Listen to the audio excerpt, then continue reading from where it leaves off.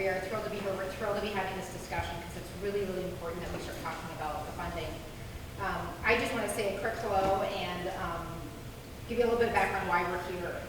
Randy and I are on the Launch Michigan Steering Committee together, and we're also on the Launch Michigan's Finance Subcommittee together. So this topic is near and dear to our hearts. To really see educating parents is super, super important if we're actually going to make those changes. So I just wanted to point out that there's some resources in the front that I brought in from Michigan PTA. There's some information there about the third grade reading law, some information for parents and for students. It's really important that they get that. They want to educate the parents on what to expect and what the implications are. There's this Launch Michigan one-pager there that tells a little bit about Launch Michigan, that tells a little bit about kind of what Randy and I are doing on this committee. There's 30 people on it, maybe? Steering committees with 30, so it's not just Randy and I. There's a big group. But it's a really, we're very optimistic about what this group can do because of the representation that's on that. So that's a flyer there as well. There's some okay to say information. There's some Families Against Narcotics. I know something else on the table. Hope Not Handcuffed. So just some parent information. It's kind of a random selection of what was in my car at this point.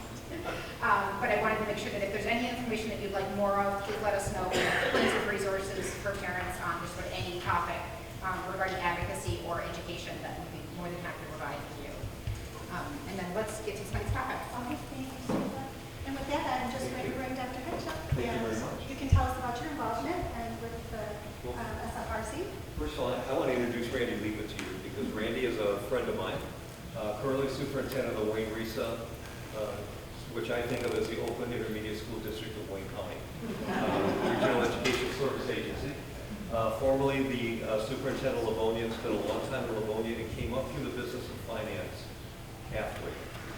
So Randy has always been one of those superintendents that I've gone to for advice when I needed help. He's always been available and ready to help with any kind of question that I've had around being a superintendent. So I've always appreciated it. And I've done the same. Yeah, I would volunteer. a smidge, yeah.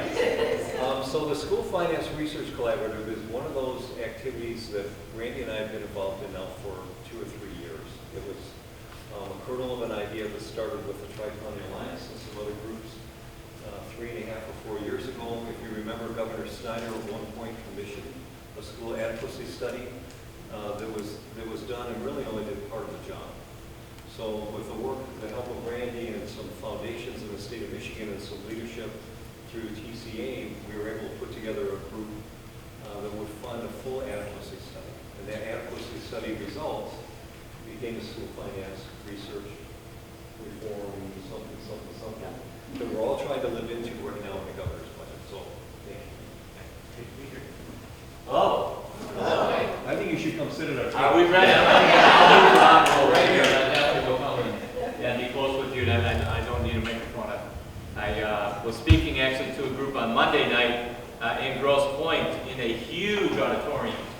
But it was maybe 30 or 40 people there, and so I just said, okay, no mic, I'll just stand closely. So I think you guys will all be able to hear me just fine. I appreciate the opportunity to come spend some time talking about this topic, and George has certainly been a leader in our Tri-County area. He's the president of the Tri-County Alliance, and has been he's in a 2-year sentence right now where he's working and is the leader of the group. Because anybody knows that works with superintendents, it is herding cats. But on this particular issue, we've been very tight, and we know the importance of it, and it really feels like we're coming into a time where things are starting to align. Samantha mentioned the Michigan launch. We now have members of our business community that are stepping up and saying we need to do something different here in Michigan. The School Finance Research Collaborative, as I'll share with you in a little bit, is a group of eclectic people. It's not educators. It is some educators. It is Democratic and Republican former legislators.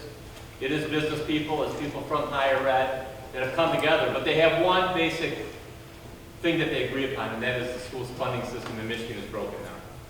And so what I want to do is a couple things tonight. We're going to spend a little time providing some base level of understanding of how schools are financed in Michigan. So when you walk out of here, you'll be able to say 3 or 4 key sort of issues in regards to how we got to where we're at today. And then, of course, I'm going to talk a little bit about the School Finance Research Collaborative, which is where are we going to go from here. So, the presentation outline again. I'm going to talk a little bit about where the money comes from to fund schools in Michigan. How does it get distributed under the current system? What are the current issues around it? And then we're going to talk about the School Finance Research Collaborative. So, Proposal A. Anybody remember Proposal A? That's when things change significantly in Michigan as it relates to how schools are funded. Changed big time here in Farmington Hills. Farmington Hills, high property tax base, right? They used to call it 12 mile, the golden mile, right? Big property tax base, generated a lot of money, and so Farmington was, most of all of their money came from their local property taxes. What had happened over a period of time in Michigan is that the property tax rates were getting very high, and in some communities, people were literally being taxed out of their homes. And so they felt that needed to be addressed. And the other issue had to do with the fact that school districts, in regards to how much money they had, it was quite a diverse amount of money depending on how big your property tax base was. Because really at that point in time, it was really locally funded. So those are the two things that they really wanted to fix with Proposal A. This just gives you a little flavor. The orange is how much money came from your local communities before Proposal A, and you can see how that switched after Proposal A, where really it's now a state-controlled issue. To provide some equity or equality, that was a good thing, but we know that there's been a variety of problems with the state having control over how our schools are funded that have occurred in the 25 years since Proposal A. So where does the money come from? What happens now, used to be property tax was the way it was funded. Now, basically what happens is money's collected from across the state of Michigan is put into a big pot up at the state. Where does that come from? The big blue thing there is sales tax. Remember, they increased the sales tax to 6% when they reduced the property taxes across the state of Michigan when Proposal A passed. All right? Just to give an example, I was the assistant superintendent in Wayne Westland when Proposal A went through. All right? In Wayne Westland, our local millage rate on homes was 48 mils. 48 mils. How could you even live in Wayne Westland at that point in time? Significant problem for them, okay? And yet they had less money per student than Livonia did, that was just north of them, with a much lower tax rate. But the tax rate was too high, so they reduced the tax rate down to 6 mils. And they said, okay, the way that we're going to still fund schools though is everybody who pays sales tax, the 2 additional cents will all go to the local schools. And that's that blue piece that you see there. So the vast majority of money that goes in the big pot, and it doesn't matter if you're paying it in Wyandotte or if you're paying it in Gaylord, that sales tax money all goes into the one big pot of the state of Michigan. So does the 6 mils on your homes. So on your homes right now, you pay 6 mils, and that 6 mils doesn't go to your local school district, it goes up to the pot in Michigan. There's some income tax money in there. That's sort of the dark blue item. And sort of the small red slice up there, the small dark red slice, is the lottery. Everybody talks about the lottery, right? We got more money than we need, the lottery should take care of it, we don't understand why schools are underfunded, we got all this lottery money. Well, you can see in a $13 billion budget, it is just a couple years old, but it gives you the flavor. $13 billion budget, about $800 million comes from the lottery. That's 7%, okay? So the lottery money does go into the school aid pot. It does go in, but it's only about 7%. Even if we can get more people to gamble, it's only going to bump the money up a little bit. The other thing that we'll talk about when you look at that is it's very interesting because you've probably heard that they've been taking money out of the school aid budget for higher education and community colleges. It's been a real problem for us. We'll talk about that a little bit more. Interestingly enough, the money that's coming out is about $900 million now. Every dollar that's going into the lottery is pretty much coming out and going to the community colleges and higher ed. So that's how the money gets in the pot. Everybody see that now? There's just one pot. It all goes in that regard. How does it get distributed out? Basically on a foundation allowance. Remember I said one of the things they wanted to take care of was the property tax, right? They did that. Wayne Westland homeowners went from paying 48 mills down to 6 mills. So they did address that. The other issue they wanted to address is to say, we don't want school districts having a big disparity in regards to how much money they get pretty much per student. So what they did, when Prop A happened, is they recalculated everything and they said, here's where you're at. Okay, here's where you're at. Here's how much money you have right now. We'll give you a 3% bump, but we're going to start to close that gap a little bit. That was the other thing that they wanted to do. And the way they did that is they said, most of your money is going to come from this amount of money called the foundation allowance that you get on a per student basis. So in Farmington, it's, what are you, 9,500? A little more than 9,500. So that $9,500 is your foundation allowance. That's the vast majority of money that you have coming in to your school district. And every district in the state has a foundation allowance. So you can see they actually made progress in this too. So when Proposal A was passed, and I won't talk about the 35 school districts like Livonia or Farmington that get a little bit more, because you guys sort of probably know how that works. I do explain that in other presentations. But the bottom line is the state only guarantees you the cap, and it used to be $6,500 when Prop A went into place. So you see there's about a $2,300 difference between the lowest and the highest funded school districts in regards to the state guarantee at that time. And that amount's been whittled down to about $600. You look way back now, 16, 17, again, it's a couple years behind, but that difference between $8,200 and $7,600, we've gone from $2,300 down to about $600 difference. And so the two things that they wanted to accomplish in Proposal A, they actually did. They got the funding between school districts a little closer, and they reduced property taxes. All right? But when the state took control over the funding, there are a variety of other things that happened. This just gives you a little flavor. You can see back in 1993-94, that little blue slice were the districts that were at the minimum amount. You can see how big it is afterwards. In other words, the vast majority of districts now are at that base amount. And so everybody's getting pretty darn close to each other. I mentioned the foundation allowance is the biggest chunk of money when they divvy that money out. How does it get distributed? We also get some other money, and so they call them categoricals. We do get some special education money. We get some federal program money that gets distributed up to school districts. You've heard a little bit about at-risk. There's some money, not very much compared to other states, but there's some money there for students that are at risk. And then a big chunk is that yellow piece up there, retirement. I'm going to talk a little bit more about that also. But the vast majority of money that comes to you now, some money on the categoricals, most of it comes from that blue, which is your foundation allowance. All right? So before, you got your money based on property tax.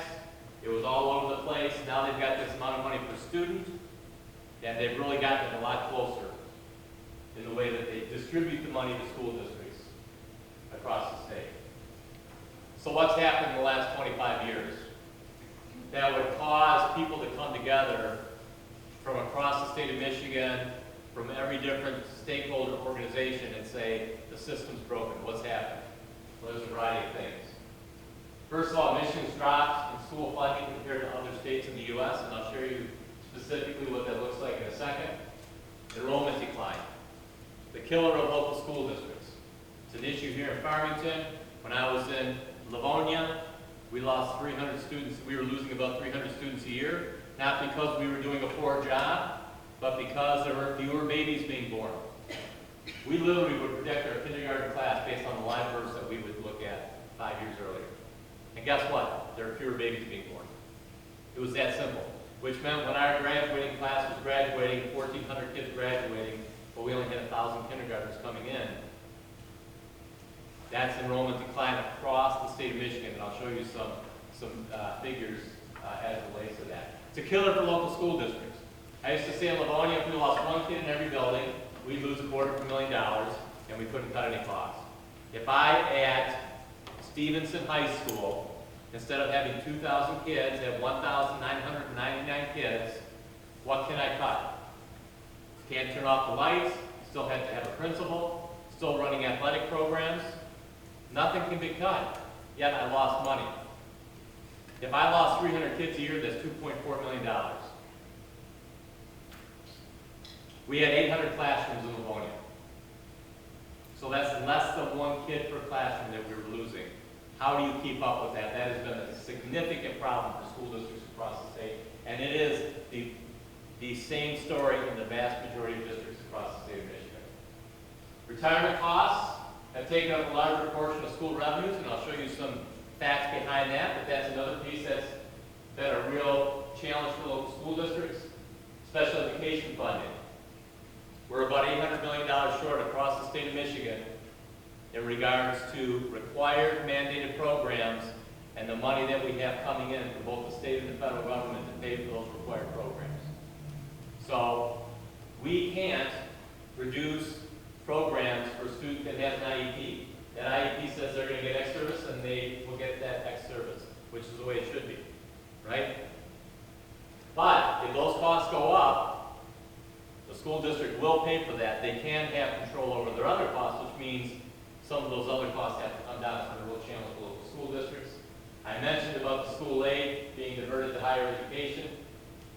I'll talk a little bit about infrastructure in a little bit, but what's happened over time, a gradual reduction in programs and services and student performance in our state because of these things. And so in Livonia, I'll just continue to use my own example because I know it really mirrors what happened here in Farmington, or what has happened here in Farmington. So we would hear, oh my gosh, we're getting a $100 per student increase. And people don't understand what it is. Number one, it's less than the rate of inflation. All right, but we got a $100 per student increase. We had 15,000 kids, $1.5 million. New revenue when our board would sit down and talk about how are we going to build our budget next year. Okay, we have $1.5 million more money. But we lost 300 kids. There goes $2.4 million. But our special education costs went up $500,000. But our retirement costs went up $1 million. Okay? Add those three things up, I just lost $3.9 million, and my community's saying, well, I heard you get an increase. I got a $1.5 million increase, a $3.9 million decrease. We were $2.4 million in the hole, and our board sat down in the spring and said, what are we going to do to balance the budget? That happened year after year after year. If you add up all the reductions that we made in Livonia in my tenure there, what fun, right? $50 million that we cut over the years because of that particular thing that was happening.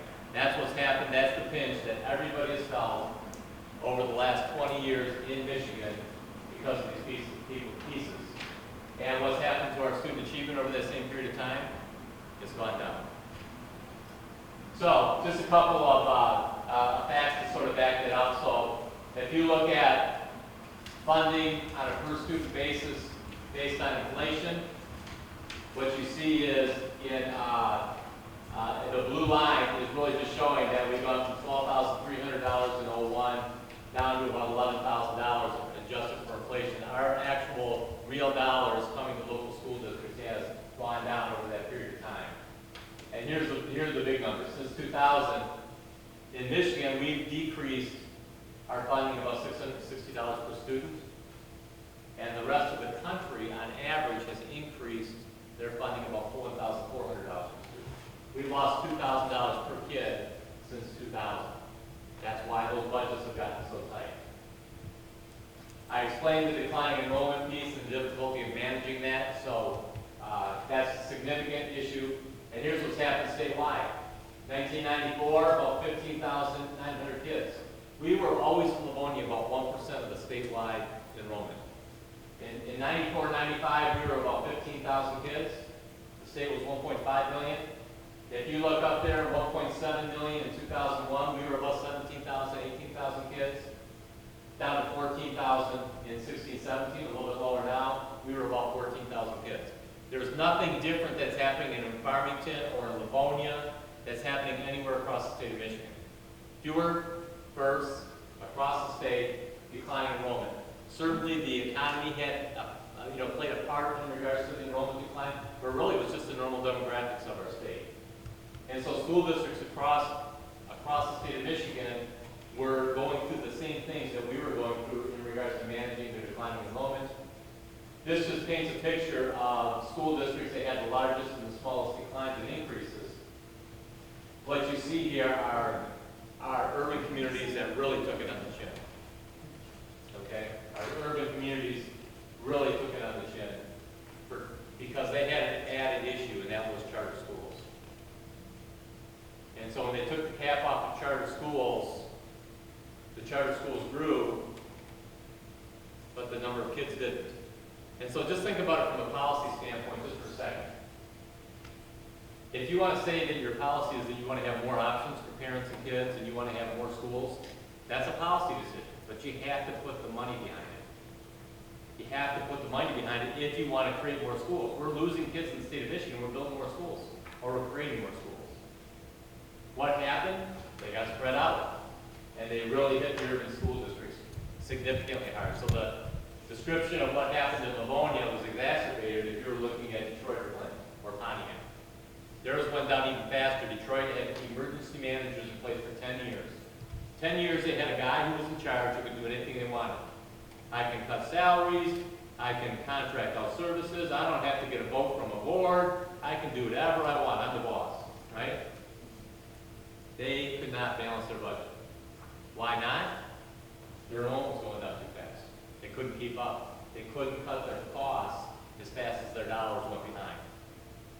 And so that happened even more in our urban school systems, and so they really were hit very hard. If you look at even the growers, Dearborn's been the one grower in Wayne County. They have grown in enrollment for 25 years in a row. 25 years in a row they grow enrollment, but it's immigration. That's where they get their student base from. So they've had a significant immigration population every single year. Their enrollment's grown 25 years. Why? How could Kalamazoo be there? Because of the Kalamazoo Promise. They had that program where they had that company come in and say, if your kid graduates from Kalamazoo High School, they will get a free college education. Other than that, you can see Farmington's in there, Livonia's in there. It's a similar story across the state of Michigan based on normal demographics. Retirement costs. When Proposal A went into effect in 1994, the state actually paid for our retirement costs. We had to pay for 5%. Local district paid for 5%. The state paid the rest. Wasn't on people's radar, but they made a small change when Proposal A went into effect. And they said, you know what, the state's not going to pick up whatever other retirement costs there are. That's going to be borne by the local school system. That rate now, or that cost to local school districts is over 25%. So that's been a significant challenge for local school districts. Again, I gave you the example of Livonia. We got $1.5 million from the state. $1 million of it went right back to the state for the retirement system. If we had a 1% increase in that rate, it went up 20% over that period of time. So you can see on your budget, okay, George is doing the budget with his board, and they're sitting down and they're walking through it. Well, we have to set aside $1 million over here. We don't have any choice. Got to set $500,000 for special education. We don't have any choice. And so this just gives you a little flavor. Even since 2012, in the state's budget, remember I said there's been pressure on the state budget? On the state budget, they were only putting in about $155 million here in 2012. We were still paying the high percentage. What's happened since then is the state's actually kicked in money just to keep the rate at 25%. They're putting $155 million, now it's $1.2 billion. Okay, so when they talk about how much money can go back up to local school districts, they're taking $1 billion of that $13 billion right out the top for retirement costs. It's a significant challenge. Special education, I mentioned that. As the costs go up, we don't get any additional money from the state or the federal government. The state pays us 28% of our overall cost for special education. The feds kick in about 7 or 8%. And the school districts pay the rest. If you have a local millage for your most severely disabled students, that helps cover certain programs, but otherwise the school district pay it. And Livonia does a $10 million budget item every year for us. We had to put in $10 million because the state or the fed were not covering all special education costs. So that was a big pressure on local school districts. This just paints the picture in regards to, remember I said so much money goes into the pot, right? Well, we know $1.2 billion has to be set aside for retirement now. The other thing they've done at the state is they said, we have some other problems over here in our budget, so we're going to take community colleges and higher ed, and we're going to pay for them out of our pot of money for K-12. You can see in 2009, they started with about $78 million. Now they're up to about $800 million. Every lottery dollar pretty much is going out into the community colleges and higher ed. That means their general fund doesn't have to pay for that anymore. That was a good deal for them. So again, that puts pressure on how much money we have to divvy out to the rest of the school districts. Just a second on infrastructure, and that is what I described prior to proposal A, where if you were a low tax-based community, you could only raise so much money, and if you're in a high tax-based community, you could raise more money. That issue is still there for infrastructure. The state never balanced that out for infrastructure. And so school systems that have a low property tax base, it's very hard for them to raise money to do a bond issue or do a sinking fund to put into their facilities. That's one issue the study actually that I'll talk about didn't address, but it's still a big issue out there. So our focus right now is just trying to get the basic tenets of the school funding system fixed. But this is an issue at some point in time. I think we're one of only about 10 states now that the state doesn't kick in some money to help that property tax base issue. So that's the picture. Proposal they started. They made their progress in regards to having school districts a little closer together. They made progress in regards to reducing taxes. But what's happened in the last 25 years is we've just basically lost pace. We lost pace with the rest of the country in regards to how much money we're spending, $2,000 a kid. We've lost pace as it relates to us being able to maintain our budgets for all those pressure reasons that I mentioned. And so school districts basically, as I mentioned, have been increasing class sizes and cutting budgets and just trying to continue, we're all proud of what we have and what we've done and what we've maintained. But at the end of the day, the truth is we have not invested like other states have into their kids. And so that's why what you've seen is a steady decline in our test scores. And I have to tell you, living it, I'm not shocked. When I became a local superintendent in 2003, in Livonia, we had pretty darn low class sizes. We had specialized class sizes in our at-risk schools, schools that had more kids that had need. We had lower class sizes early on for those students. We had a program called Reading Recovery, which is a program where you identify your bottom 20% of your kids in every first grade across the school district. Very intense, expensive program if you get them up to reading level by the end of their first grade year. We had Reading Recovery. We had learning specialists in every single elementary school. We had a $2 million textbook budget. We had a $2 million professional development budget for our teachers. Lots of different programs.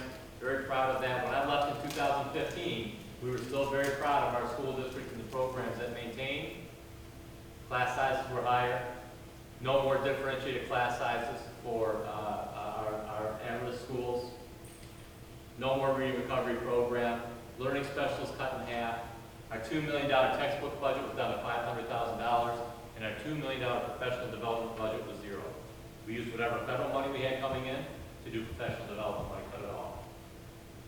So am I shocked with that kind of support for our teachers? And by the way, our free and reduced lunch count went from 5% to over 30%. It was the trend that was going on across the state of Michigan. Am I shocked we have more kids that come in with more needs and we cut all those programs out? Am I shocked that our reading scores have flattened? I personally am not. That's what's happened to our teachers. That's the support that they receive. And so, that picture in regards to us starting to fall behind our other states in regards to student performance, it really does match what's happened with our overall funding system. So where do we go from here? That's why the School Finance Research Collaborative was formed. Let me stop this for a second and let you ask any questions about, because that's sort of the history of how schools are funded in the state of Michigan. Anybody want to stop or ask a question or make a comment about what we've seen? It feels pretty familiar. Have other states had similar issues, and how have they dealt with it? So other states have had similar issues. They have provided a different level of investment, but they've also done finance studies. In fact, we were, I think, the 31st state that did a comprehensive study, and I think every state has done some type of school funding study. And they've looked at these components and they're starting to move forward. We actually, the example they like to give is Massachusetts quite regularly. And we know about Massachusetts being the highest performing state in the country, low socioeconomic disadvantage. But still, they have moved up. And it's interesting, if you went back to the mid-90s, the amount of money that we were spending per student was very similar to Massachusetts, and our student performance was actually pretty similar. Now they're at the top, we've gone down. What they did in the 90s is they put together a funding study like this, and they got together with their business community and everybody else and said, can we commit to doing this? And they did. I don't know what their spending is per pupil, but I don't know, $15,000, $16,000, $17,000 per kid. So why did it take us so long? That's a great question. It's not that we haven't been screening. Yeah. It really has been a policy discussion, right? Samantha sits with me at Launch Michigan. I made a presentation at one of our subcommittee meetings, and I talked about the policy changes that occurred in the state over the last 10 years. We have been focused on cost efficiency. Some of those things may have needed to be done, but I walked through, because you have a short memory, especially if you're in the business community, you're not living this every day, right? So you have this short memory about, well, we've actually done a lot of things. 80 to 90% of our costs are people. And so what happened over the last 15 years? We completely changed health retirement rules for public schools. There are caps in regards to how much money school districts can pay for their employees, in regards to how much money goes into their health system. We've actually reformed the retirement system 4 times. Now there's an unfunded liability cost that no one can touch because it's constitutionally mandated, a good chunk of it. But the other piece has been actually changed and saved tens of millions of dollars because they reformed the pension system that's available for new teachers coming in now. So they reformed the retirement system 4 times, reformed healthcare costs, that's 40% of your employee costs, and they changed bargaining rules. I mean, they did significant things to gut out the existing collective bargaining agreements, and so they addressed that issue. And I went through and looked at all these things and said, okay, well, here's how much money the state has saved by that. That's been the focus. So we've saved money. We're more efficient, but we're not providing better programs. And now we're starting to have problems finding teachers. So that's been what we've been focused on. Let's do charter schools. Let's do schools of choice. Let's be efficient in our spending. Right, wrong, or indifferent, agree or disagree, that's what's happened. And what's happened in regards to our performances, we've gone down. And so, for example, they talk about 3rd grade reading as that's one good example. And Florida, they said, well, Florida's done this, they've had some significant success. Florida put a ton of money into that law, a ton of money, to hire reading specialists and to hire instructional coaches to work with teachers. They spent a ton of money. In Michigan, they talked about spending a lot of money over a period of time, but it wasn't near the investment that they put in other states. So, for example, in Wayne County, the first year we got instructional coaches, we were allocated 2. We had to match it, by the way. The county had to match it. 2 instructional coaches in Wayne County, 275,000 kids. 10,000 classrooms. 2 instructional coaches. So we've fallen behind in some of those investments in the areas that we've identified that are important to us. And that's what this study begins to get at, which is really the exciting part of it. So the school advocacy study that was put together, who are we? Statewide, diverse, bipartisan group of business leaders and education experts who agree it's time to change how schools are funded. You can see the breakdown of our membership of the School Finance Research Collaborative from all over the state. Like I said, former legislators, both Republican and Democrat. Some were there on a proposal they were passed. All people that were committed to saying, what can we do to address this because it's not working out.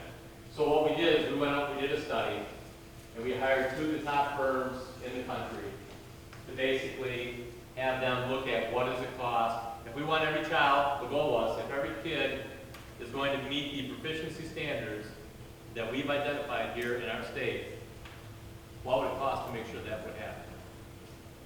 And so what they did, which makes a whole lot of sense for me, George mentioned that they did a study prior to that. They did do a study prior to that, the state did. And they tried to figure out what it would cost to educate a child. And what they did is they said, well, we're going to take high-performing schools, districts that we've identified that are performing above the metrics of what we would expect them to perform at. And they must be doing something right, so let's look how much money they spend per kid. It was a pretty good number. It was more than we're getting right now. So they did say we should have more money per kid. They identified we probably need more money for EL kids. We probably need more money for kids that are at risk, economically disadvantaged. But they did this based on, well, here are the school districts that are doing rather well, and here's how much money they spent. They did not say, what should you spend the money on? And that's a significant difference in regards to the work that we did. We basically came in, the group came in, hired these two firms that have done this work across the country. And what they said is, okay, we're going to talk about what a school should look like in order to meet the needs of these kids, and then we'll cost it out. And I have to tell you, for someone who's been in school finance for my career, that just made so much sense to me. There is no magic, oh, well, 8,300 is the magic number. It's what the school looked like. What are you buying with that? And so that's what this study did. And it took the best research to say, okay, based on the kids that are coming to your school, what should your class sizes be? How much support staff do you need? Do you need a counselor? Do you need a social worker? Do you need a reading specialist? And they identified those things based on the kids that would be coming to a school. This is what school ought to look like. In fact, they actually have a sheet. I'll give you the website in a second, but they actually have a sheet that shows, here's what an elementary school should be staffed at. Normal elementary school. So they did that, and then they costed it out. They said, oh, well, this is school, what it'll look like if this is how much it costs for a teacher, if this is how much it costs for a custodial staff, a principal, if this is how much it costs to have a reading specialist, this is how much it costs to run the building. They costed it out, and that's how they got to how much money we should be spending per kid. And for the students that needed additional support and additional help, they would get more money because they identified they needed some more support. Well, how did they figure it out? They looked at what research said.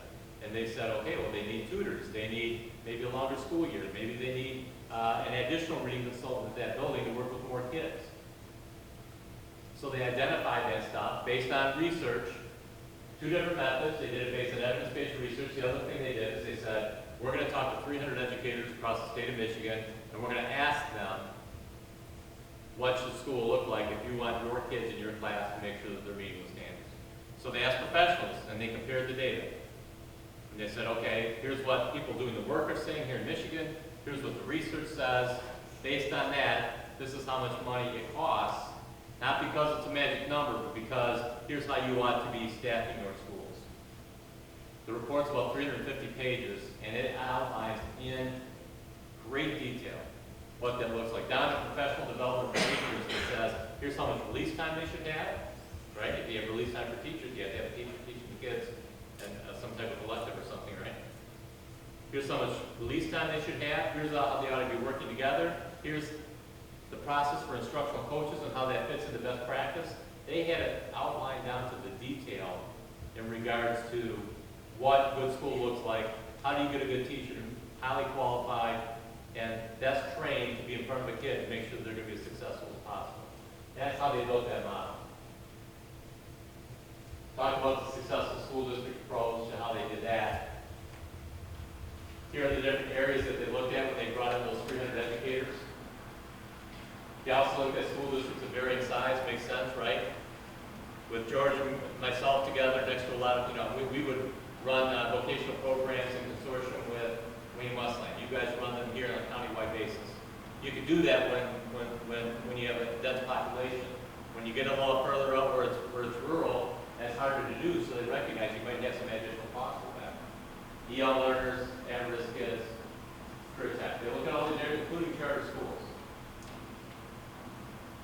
And they also look at preschool. We joined 30 states that have done comprehensive studies over the last 15 years, and here are the results. And again, I'm going to highlight that the most important thing about these results are what it buys.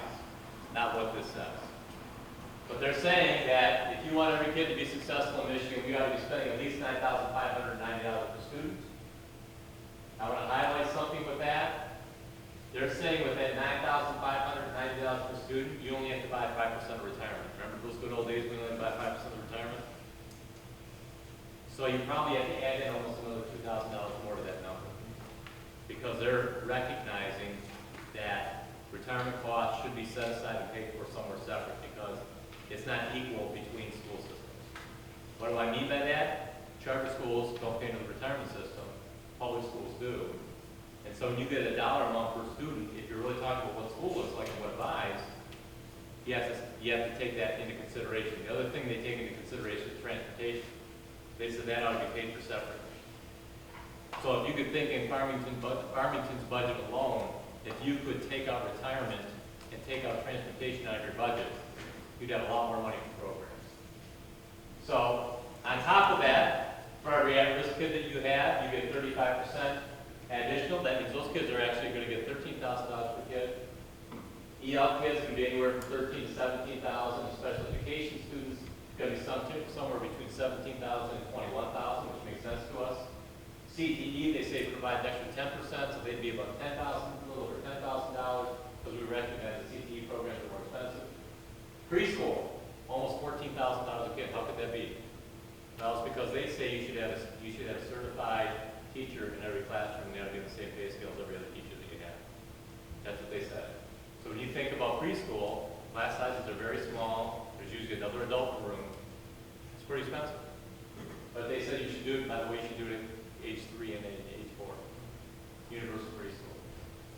So that's the picture that they paint. It's a big number when you add that up. But shockingly enough, Michigan State University just did a research study this year that basically said, number one, in the last 20 years, we're 50th out of 50 states in regards to investing in education, number one. Number two, they said if we would have just kept the tax burden, because they just nip. It's stuff that you wouldn't even hear of. George and I hear about it because we hear about these miscellaneous bills that get passed. We're gonna reduce this personal property tax piece. So this particular tax isn't going to be on this sector anymore. All those pieces over time have added up. If we just taxed ourselves at the same percentage that we were taxing ourselves 20, 25 years ago, we'd have an extra $6 billion. $6 billion. That would take care of this and more. So it's not like we can't do it. By the way, we should not do this overnight.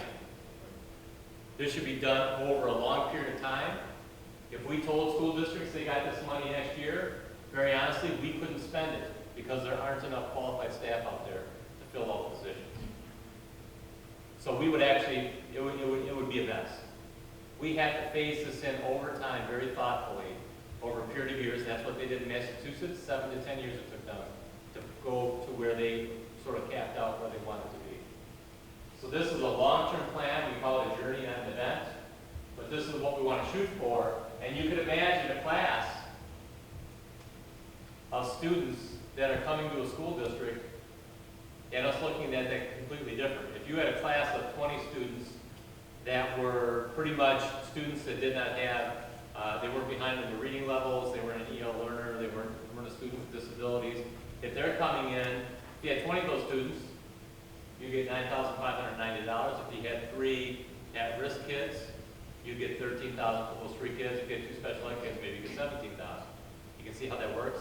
You can see how it's different in a community that would have 20 kids that are coming in that are either economically disadvantaged or maybe speaking a second language. It turns it upside down because it recognizes it needs more money. But there's no one that loses at the end of the day, in my opinion. Because the way they built that model, I looked at the model that they built in elementary, middle school, high school, in the report, in the deep archives of the report, and that program was a heck of a lot better than what I was able to offer when I left Livonia. And I would believe it's better than what you guys are able to do right now in Farmington. Because you don't have the resources that this proposal would suggest that you need. And so it's not about, okay, well, Farmington and Troy is going to get less money because we recognize that E-Course and Riverview needs more money. And it's not this at all. This is about every kid meeting every one of those kids' needs. And I know the population of Farmington no different than was the case in Livonia. You have kids that are coming in with more needs every single year. It's just the reality of life, right? And so it's recognizing that they're going to need additional services, and that's the way the process has been done. What do we do from here? We're out doing these presentations all over the place, trying to get people to understand what the issue is, what the issues are, and hopefully starting to garner some groundswell in regards to wanting to do something. And as I mentioned at the start, and I think George feels the same way, we do feel for the first time in quite some time that things are starting to align. I'm not saying it's going to happen overnight, but we have a governor's budget proposal that takes in these concepts and starts to implement that, which I think makes it a little bit less scary for school districts, because they're like, oh my gosh, I'm going to somehow lose on this, or I'm not going to get what I think I deserved in this. And at the end of the day, school districts did pretty well in the governor's budget proposal in regards to the additional funding that they're going to receive. And so that's step one of a 7 to 10 year process, hopefully. But you can see it's actually becoming real now. Whether her budget gets passed or not, the concepts and the issues are now being discussed, and they're discussed in a much more wide-ranging basis. We got a lot more work to do, though. I would say that if I walked into any elementary school and sat down in the teacher's lounge and said, what do you think about the School Finance Research Collaborative study? They'd say, what are you talking about? Did I hear something about that? So the more that we can get out and do these kinds of conversations, and the more that people know, I'm not suggesting that you're going to know every single inch and iota of what we're talking about. You're going to have a concept. I heard about that. Yeah, I heard about that. That makes some sense. Fundmyschools.org is the website. Fundmi, Michigan, fundmyschools.org. If you want to go and look at the entire report, a summary, if you want to look at that one pager that shows what an elementary school should be staffed at, there's a lot of information on there. If you want to show it to someone else, there's a great little 3-minute video that will cover everything that I just talked about. It's all on that website. So, I'll finish it up. Recapping. Michigan school funding system is now primarily state controlled. You walk away with just a few of these things on the back of your page, you know everything about school funding over the last 25 years. You guys are now experts in Proposal A and the School Finance Research Collaborative. Money comes from sales tax, property tax, income tax. Lottery is only 7% of the budget. The money goes to the state and it's distributed to local school districts. Most of that money is done on the foundation allowance. This amount is not equal between school districts, although it's getting closer. There are some additional funds that come for vocational programs and students with disabilities. Funding in Michigan has not kept up with inflation or with other states, right? Inflation or other states. Pressures on the system come from retirement costs, enrollment decline, and then taking money up for higher ed and other purposes, right? And Michigan is currently looking at the way they fund schools through new research. Do you have those talking points, or just a few? But when I'm in the supermarket, I'm going down, I usually, grab someone and say, when I'm in line, for sure. Don't read People magazine. Let me tell you about the school funding. I've only got beaten up a couple times. And George, you want to make any comments? Any just sort of big picture comments or any thoughts you want to share? Well, just how critical, first of all, how long we've worked to make this happen. This has been, for some of us, a decade-long kind of conversation around school funding. So it's heartening to know that the governor believes in the research and is willing to kind of put her stake in the ground around the study and the way that she's created her budget. I think one of the bigger picture things for us is that many of us that have gone through this process of becoming cost effective have become cost effective to the point where we couldn't adequately implement the study now, even around class size issues, because we've reduced our classroom space. So this is going to be great news, but it's going to put pressure on systems in a different manner. And as Randy said, it should be a 7 to 10 year process for us to fully fund it and to learn to live into it. But it's critical for us to keep talking about it. Yeah. If we don't want to be one of the lower performing states in the country, we can talk about a lot of stuff. But at the end of the day, if our teachers don't have the support they need to be the very best they can in the classrooms, the rest is all just talk.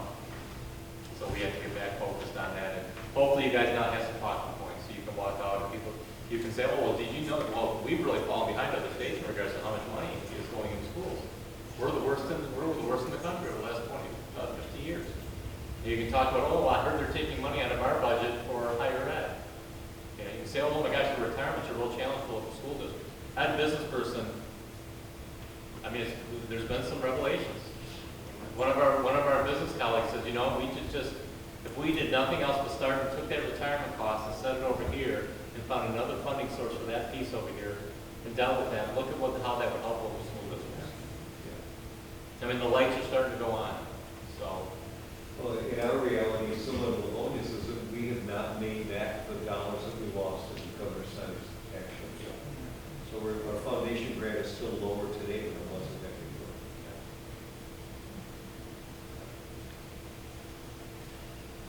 This may be a blinding glimpse of the obvious, but is there a wide understanding with the legislature, with the population, that there's a direct relationship between school funding and student outcome? Well, I think over the last 10 years, the answer to that would be a resounding no. I think they said, no, there are other policies that we're going to try that we think will improve student achievement. Number one, we need to create more competition. And that means if there's more competition, then schools will rise to the competition. I mean, I think that's been a policy decision that's been made over time.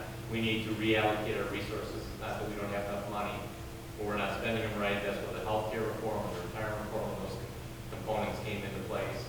You know, we're going to create a separate system for the poorest performing schools, the EAA, and we're going to let them take care of the poorest performing schools because clearly they can't address the kids' needs in their schools.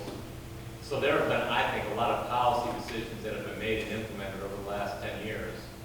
And the clear answer is those things aren't working. We have to do something different.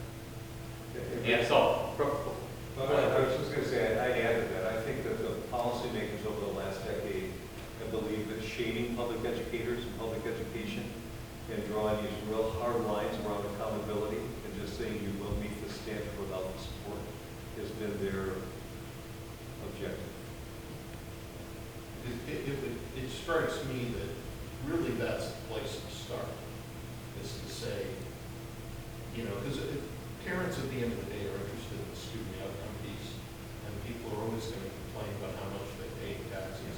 So the first step, really, it strikes me, would be to say, look, there is in fact a direct relationship between student outcome and how much money we pay. yeah. And if you want to raise student outcome, Michigan PTA actually, a year ago, went to legislators and started talking to them about the SFRC, about the study results, to educate legislators on what has been done and the correlation between where we stand performance-wise and funding-wise. Because we were hearing as parents that we're not efficient.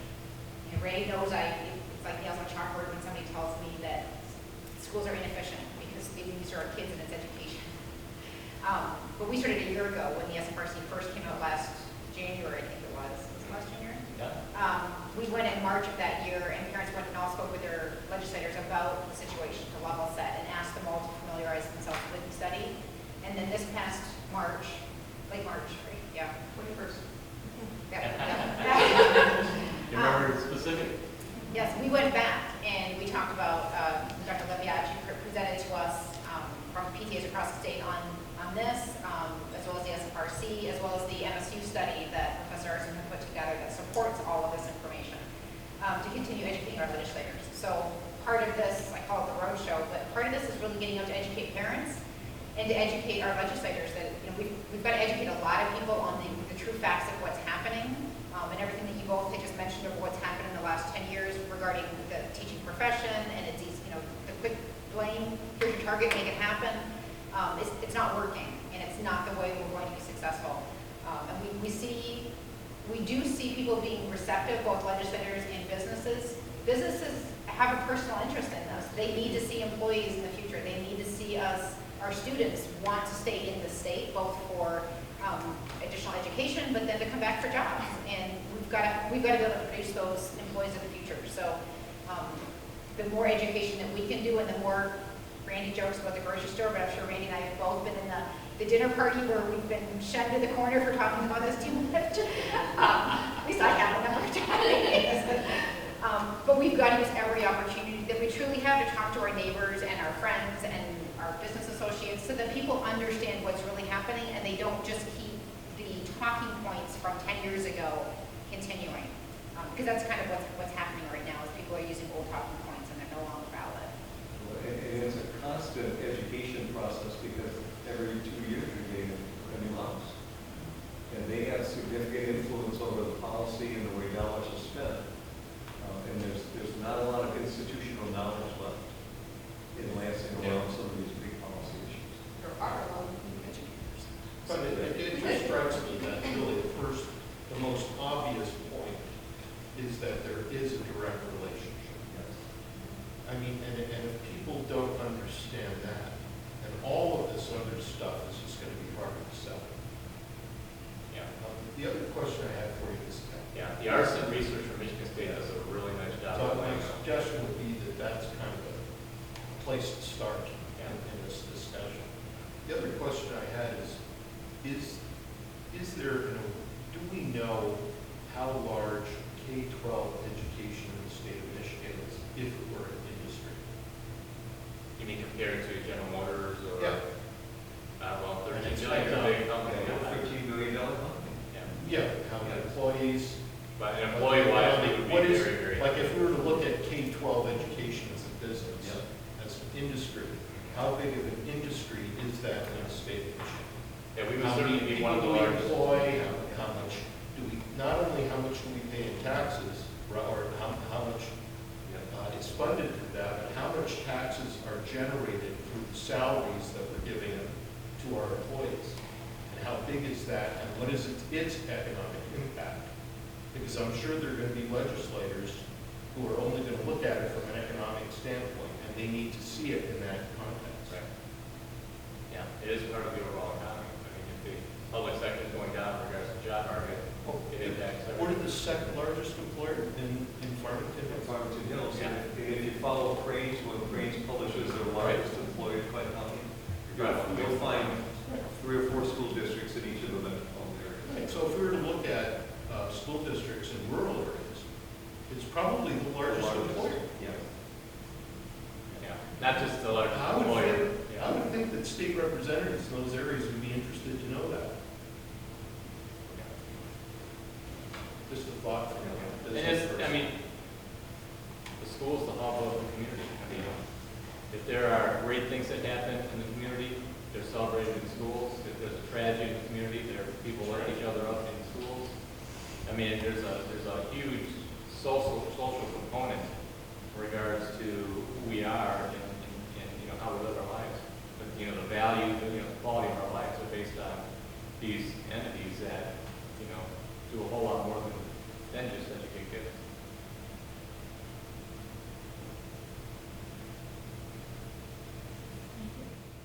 All right, well, I appreciate it all. We'll see you in the supermarket. I'll be,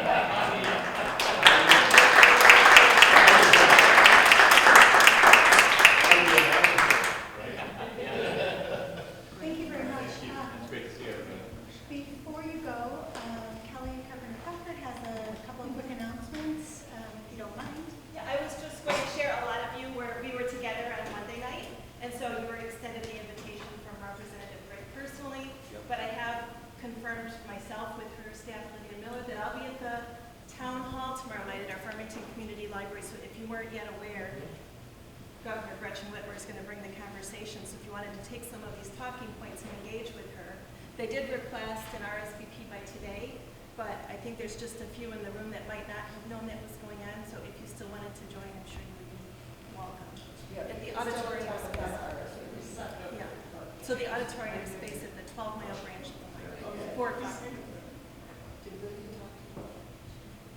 Yeah. But Thank you very much for taking the All right, time. I'm going to sneak out. You guys have other business to do still? Oh, you don't? Okay.